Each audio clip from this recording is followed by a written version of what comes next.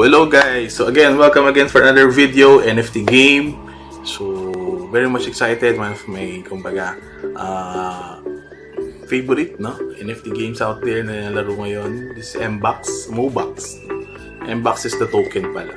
Okay, so thank you so much for watching our video. And again, disclosure lang, this is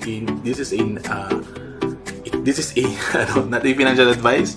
So make sure to do your own research, no? Read white paper, invest only what you can afford to lose. This is a very risky space, no? Yung crypto space, NFT space. And again, marami pong nawawala, nalulugi ng mga investor. So make sure to do your own research. And right now, I just want to share my journey and experience kahit paano magkaroon ka ng information and idea. Okay, so let's go. So this is MBox. Skip mo ito. This is yung mga momoy, yung tawag sa mga characters.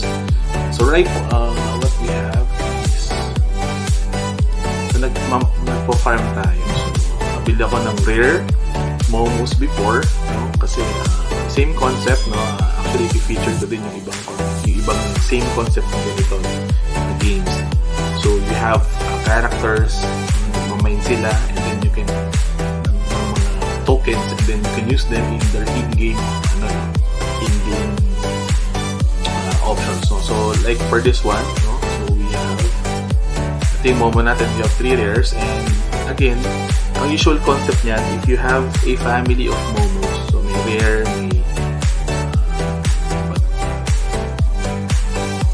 may rare, and common, uncommon yata, and check natin, no? Ano may rarity level. Nakalimutan ko. Yan.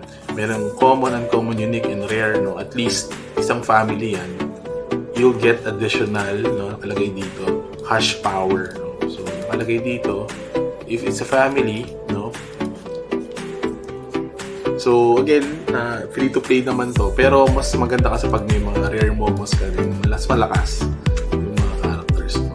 So, ayun guys, that's MoBox. So, hopefully, maging okay itong Black Brawler na to. And if you can grind it out, nasa ano rin sila, no? Binance Launch Pool. So you can check yung MoBox doon. So one of the top NFT games din sila right now. So yun, thank you guys for being with me. Hope to share, like, and subscribe. Comment down, no? If you have any questions or any suggestions, no? How I'm playing the game para at least may improve pa natin. Thank you.